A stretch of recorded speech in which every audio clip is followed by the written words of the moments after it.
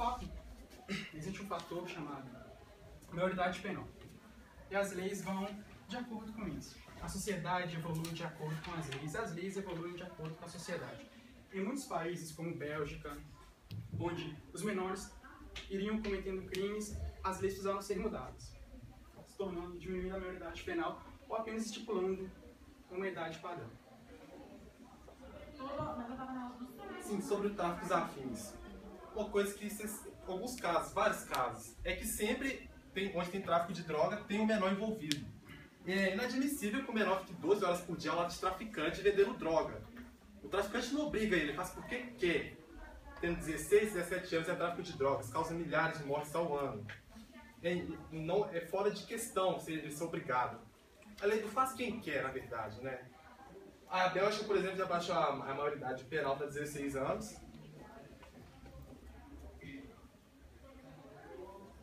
A Bolívia, 16 anos. Mas o fato é, não podemos focar apenas na idade em si. Bom, o fato é, um homem morreu, 2 homens morreram, uma família morreu. O que podemos remediar? O que pode ser feito para que isso não ocorra novamente? O que pode ser feito para que os culpados sejam realmente culpados e incriminados por suas ações? Como eu estava dizendo, a sociedade vai evoluindo e as leis vão evoluindo junto com a sociedade. Precisamos hoje, no Brasil, na sociedade atual, que a diminuição, ou melhor, que a maioridade penal seja diminuída para prender os realmente culpados. Veremos outros exemplos. A Turquia, a maioridade penal é 15 anos. Aí chegamos a um ponto crucial. A maioridade penal não está relacionada à economia de um país, não está relacionada à educação. Países como o Canadá, um país de primeiro mundo, economicamente desenvolvido, com saúde de primeira qualidade, enfim, também tem esses problemas com menores infratores. Escócia, também um país de primeiro mundo. Estados Unidos, 12 anos. Portugal, Polônia, Romênia. Bom, seria mesmo culpa do Estado? Seria mesmo culpa da falta de estrutura de um país? Voltamos à questão. Existe uma linha tênue, existe uma linha nítida e um tanto tênue entre bem e mal, entre certo e errado. Sabemos o que é certo, sabemos o que é certo e sabemos o que é errado. Esse lugar só prova o que está correto dentro da lei, o que pode ser feito para amenizar a situação.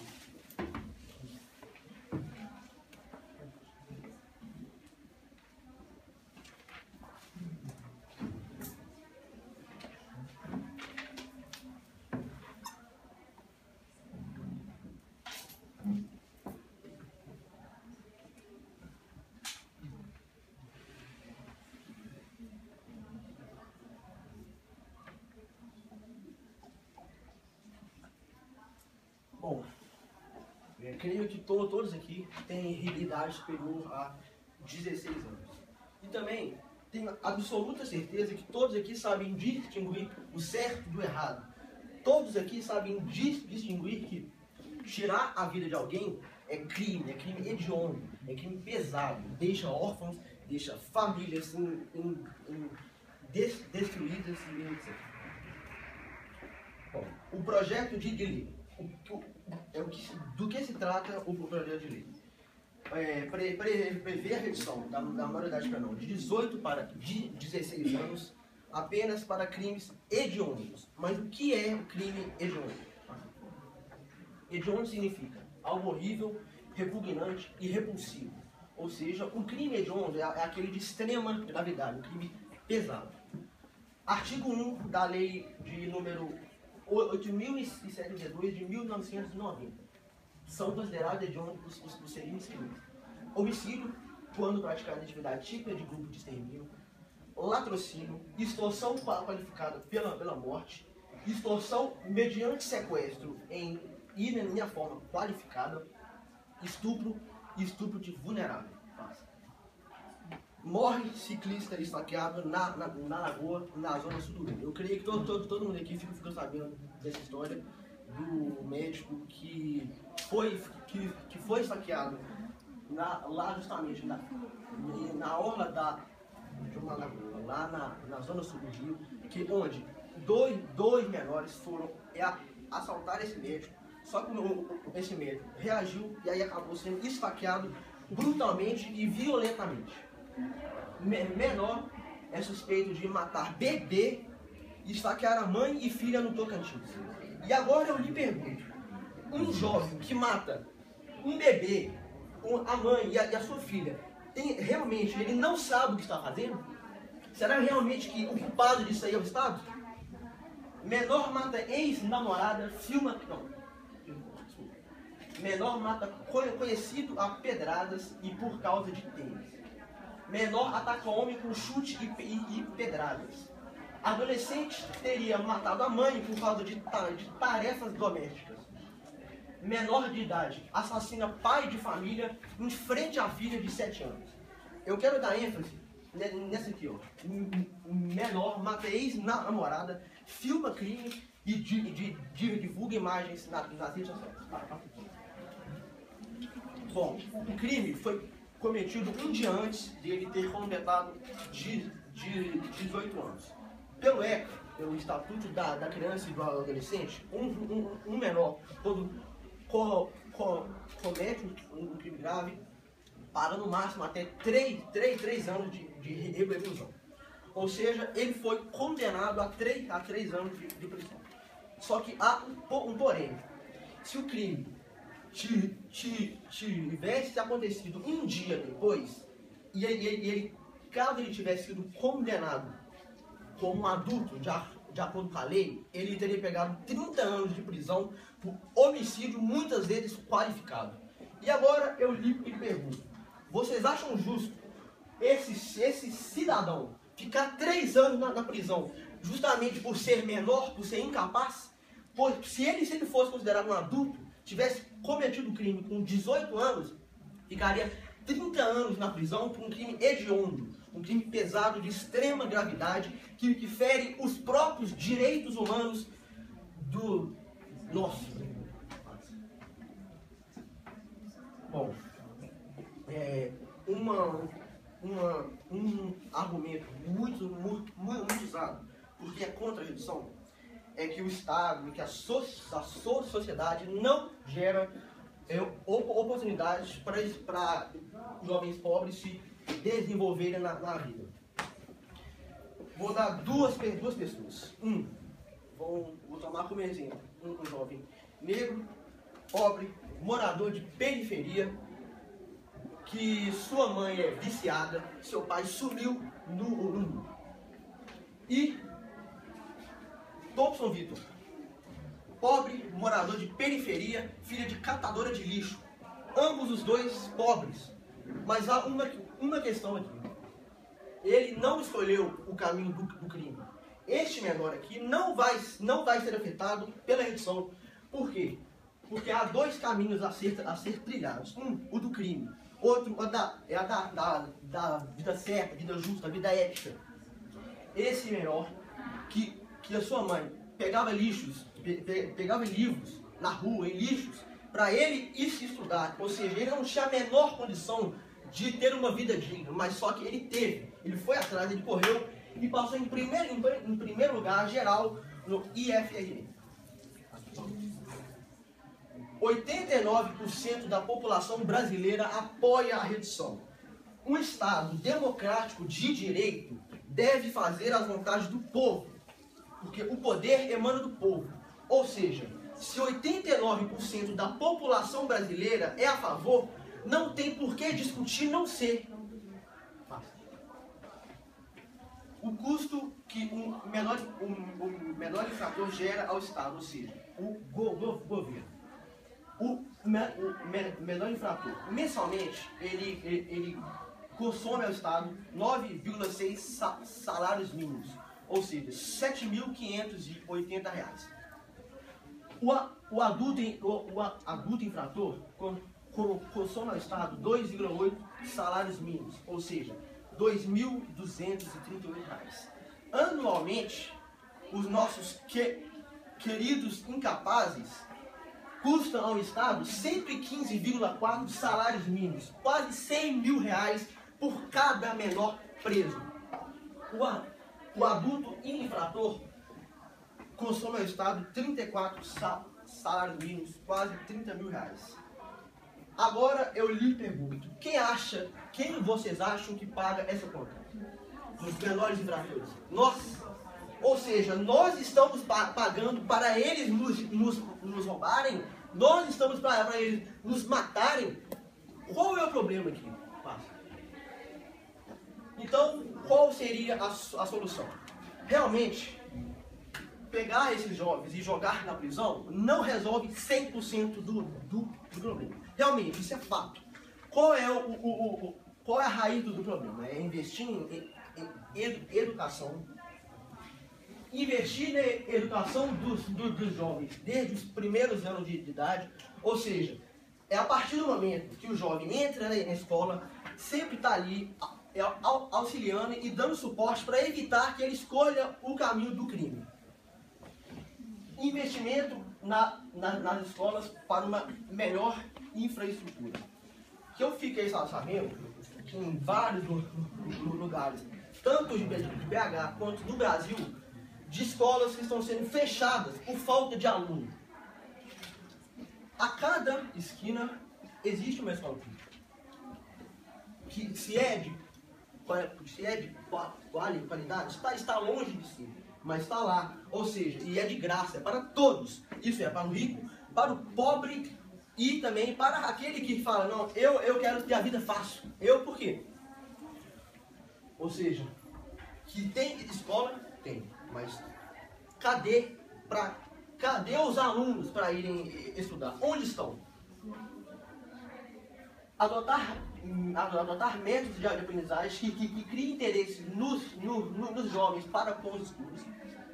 Tempo integral nas escolas, ou seja, que deixe os jovens estudando o dia inteiro, estudando, porque só o estudo dá vida para eles. Criar meios para que esses menores estudem, trabalhem dentro das prisões, porque é um fato, as prisões realmente são medievais, mas quando existe meios de ressocializar as pessoas e mostrar que o crime não compensa, aí sim, aí ele entra e sai de lá outra pessoa. Criar projetos para que possam sair do meio do crime, ou seja, que é o tráfico nas favelas, é um exemplo. Acabar com a impunidade, com os crimes hediondos, que é o foco aqui. Qual que é o foco dessa lei de reduzir a maioridade penal? Para crimes pesados, como estupro vulnerável, latrocínio, ou seja, crimes com vítima, crimes que realmente marcam e que destroem os direitos humanos das vítimas, das famílias, dos amigos e por aí vai. E incentivar a maior participação familiar no ambiente jovem. Que esse aí que é um dos grandes problemas da nossa juventude criminosa. É a não participação dos pais, da família em si, na vida do jovem. Ou seja, o que nós concluímos? Que menores de 16 a 18 anos, eles podem votar, ou seja, eles podem decidir o futuro da nossa nação, da nação de todos. Eles sabem manusear armas, eles sabem manusear armas, podem ser emancipados, mesmo sem autorização dos pais, caso declarem economia própria. Em suma, os jovens de 16 a 18 anos não são qualquer criança, não são qualquer infantil, são adultos que devem pagar pelos crimes cometidos.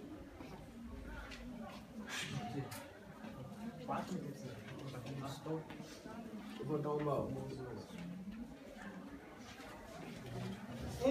adolescente é apreendido por hora no Brasil. Com aquele gráfico ali que eu mostrei dos gastos do Estado com esses jovens infratores, vocês podem ver o preço que nós gastamos, nós pagamos essa conta, que nós gastamos com esses criminosos, com esses estupradores, assassinos e homicidas. É isso. Certeza pode dar a sua réplica.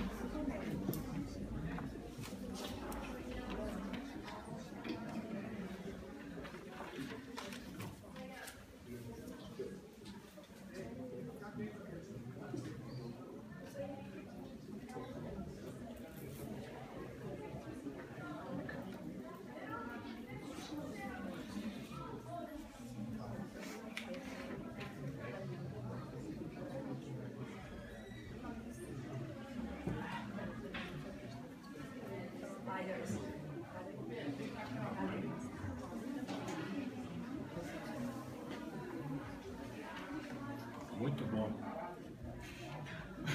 Se eu for preso, eu vou te chamar.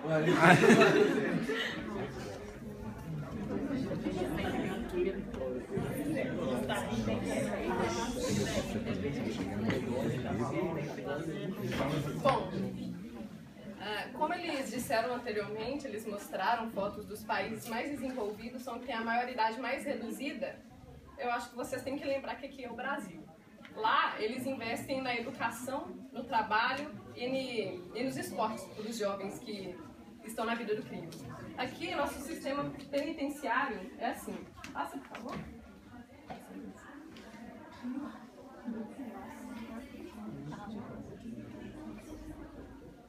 Você colocar jovens num ambiente desse é você pedir para criar mais homens, futuros homens, maníacos, psicopatas que só vão cometer mais crimes ainda. Hoje em dia nós temos o ECA, que é o Instituto da Criança e do Adolescente. Ele é uma lei, mas só que ela não é muito vigorada no país.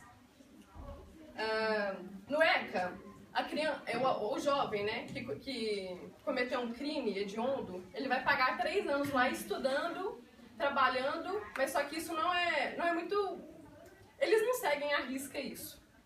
Eu não acho certo uma pessoa que, independente da idade, uma pessoa que comete um crime hediondo pagar só por 3 anos. Mas você pegar um jovem e colocar em uma penitenciária, onde está cheio de presidiário de longa carreira, esse jovem, ele vai entrar lá com medo de ser estuprado, medo de ser vitimado, e ele vai acabar indo para um lado desses grupos que se formam nas penitenciárias. Ele vai ser protegido por um grupo, a família vai ser sustentada desse jovem, porque eles têm contato fora, eles vão dar uma refeição para essa família, vale transporte para essa família vir visitar esse jovem na prisão.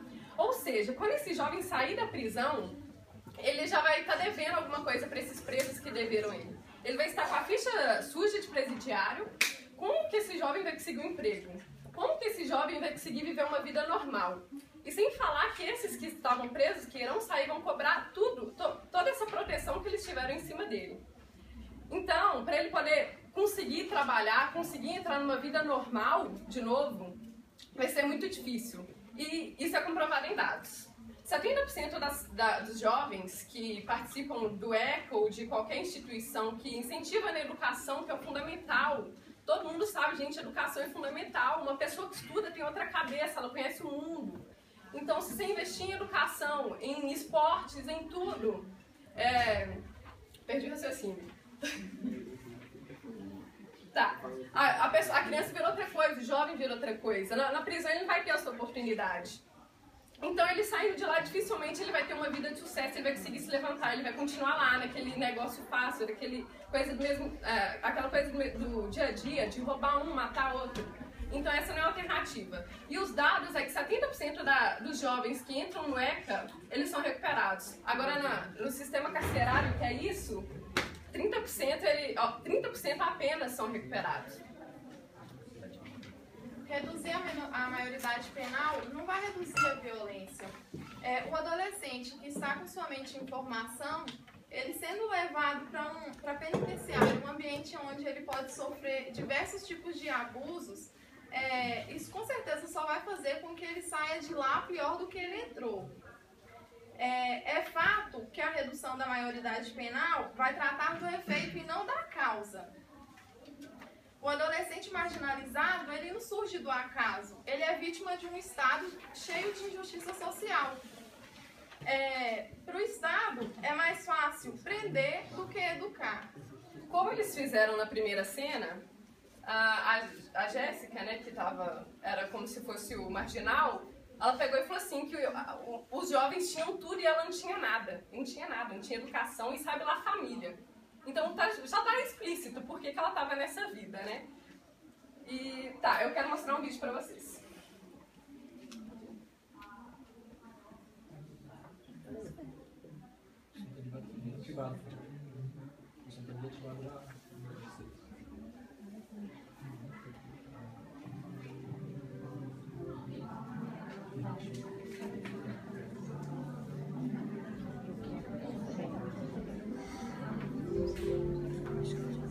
Diminuir a idade, como se isso fosse diminuir a criminalidade. Mas isso só diminui a nossa sociedade, que não entende que o Brasil já é o quarto país do mundo que mais prende. Se prender resolvesse o problema, esse problema teria tido uma pausa. Mas nosso maior defeito é querer combater o efeito e não a causa. Quase metade da nossa população não tem o fundamental completo. Mais de 13 milhões de jovens no Brasil são analfabetos. É fácil virar insano quando não se tem ensino. É fácil julgar o menino e pedir que a pena dobre. Ainda mais quando se descobre que é quase sempre preto e pobre. A diminuição não resolve a questão, só encobre. O moleque é 1000 grau e nem tem o primeiro grau. Assassino em série e nem passou da primeira série. Nunca foi levado a sério. Mas só quando o ferro fere é que o Estado finalmente interfere. Por que ninguém previne, só reprime? Será mesmo que diminuir a maioridade diminui o crime? Não estou aqui defendendo a impunidade. Acho que a punição é necessária, mas não seria mais fácil colocá-lo na grade escolar para ele não ter que parar na grade carcerária? Repare, nosso problema é bem maior. Afinal, menos de 1% dos crimes são cometidos por um menor. E se o argumento é que os jovens já têm informação para saber o que é o certo e o errado, então que aumentem a pena dos políticos, pois eles sim são os mais bem informados. Mas não, para eles a pena continua leve. Acho que isso é só uma cortina de fumaça, para não se mexer onde realmente deve. Talvez o tema da pena valesse a pena se todos os jovens do Brasil fossem cultos. Mas já que não podemos cuidar das nossas crianças, resolvemos tratá-la como adultos. É uma pena.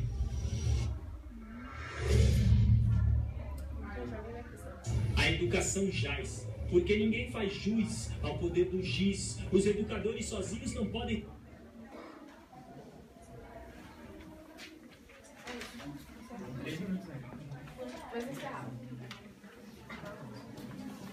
Quando a acusação pode bater a terra.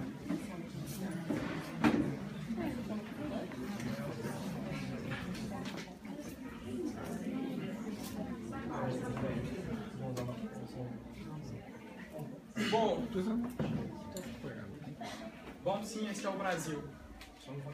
Nós não sofremos, nós não recebemos aquele investimento necessário, nós não temos aquela educação necessária, nós não recebemos o investimento em esporte, educação e infraestrutura. Eles investem, mesmo assim tem problemas, eles investem, mesmo assim diminuem a maioridade penal. O Brasil não investe e não diminui a maioridade penal. Bom, o foco aqui é reduzir a crimes hediondos. Furtos e roubos até podem tentar ser entendidos, porque realmente hoje o nosso país é defasado em infraestrutura, educação e a lista é grande. Bom, injustiça social do Estado a um estuprador. Me fala qual é a injustiça social que o Estado cometeu quando um estuprador vai lá e estupra uma menor de idade, ou seja, uma vulnerável. O menor vai para a cadeia com medo de ser estuprado. Por que ele não pensa do medo da jovem que ele estuprou? Olha, Vossa Excelência disse que o jovem ele é influenciado pela sociedade. Agora eu te pergunto, você foi influenciado pela sociedade? Você escolheu estar aqui, você teve uma escolha. Eles teve a escolha de seguir o caminho deles. Eu pergunto a vocês, vocês teve a escolha aqui, não teve? Todos nós tivemos a escolha de estar aqui hoje. Então não foi influência da sociedade, a gente ignora, a gente escolhe o que a gente quer. Dando início. Bom, podemos falar sobre o Estado, as instituições e as instituições sociais. Alguém pode me falar alguma instituição social que conhece? Alguma instituição que frequenta diariamente? Algum projeto social que tira os jovens das ruas totalmente gratuito? Alguém pode me falar? Acho que está escrito na camisa de vocês. Sim, o Estado não investe realmente na infraestrutura e o Estado não investe realmente na educação. Sim, temos falhas, temos sim, mas nós temos instituições sociais que apoiam o jovem, que apoiam aquele jovem que escolheu fazer melhor, escolheu estar diferente, escolheu estar aqui. Poderíamos estar em qualquer outro lugar, Bom, eu acho que aqui ninguém gosta de ser tratado como criancinha, porque afinal ninguém aqui é criancinha. Isso acontece também com os menores infratores. Eles não gostam de ser tratados como criancinha, mas só quando convém. Por quê? Porque na hora do crime, ele é criança, ele não tem culpa do que faz. Mas lá na hora de estudar, não, eu sou criança, eu sou incapaz de chegar e entrar dentro da escola para poder traçar um rumo melhor na vida. Mas não, eu quero uma vida fácil. Objeção. E alegação. Ele fugiu. Na verdade, ele está alegando uma coisa que eu não disse. Ele afirmou agora que o jovem seria tratado como criança, sendo que eu disse que ele ia trabalhar, ele ia estudar e ia receber o que qualquer pessoa normal receberia. Vossa Excelência, posso continuar? Eu posso protestar? Aceita a alegação. Ela não disse. Mas o vídeo diz. Dando início ao discurso. Bom, em alguns casos, a lei, sim, diz que devemos tratar o menor como incapaz de discernir o certo e errado. Bom, mas nós, jovens incapazes, podemos sim discernir o que é certo e errado na hora de votar? Podemos sim decidir se é certo e errado na hora de nos casarmos. Sim, menores podem se casar no Brasil, com o consentimento do pai. Muitas das vezes, nós não gostamos mesmo de sermos mandados pelos pais. Mas eu estou com uma arma na mão. Chego em numa saidinha de banco, por exemplo, como o nosso teatro aqui, uma pessoa com um bebê em mãos me fala uma justificativa de desse menor chegar, tratar com extrema violência e agressividade uma pessoa de bem que escolheu um caminho de traçar a ética, de traçar a vida digna. 20 segundos. Obrigado.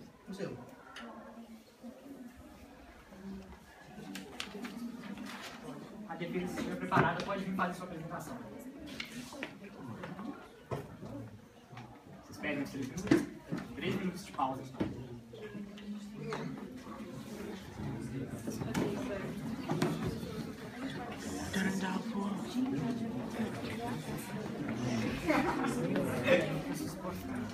Saída da dispersão. Parou aí? Ainda não.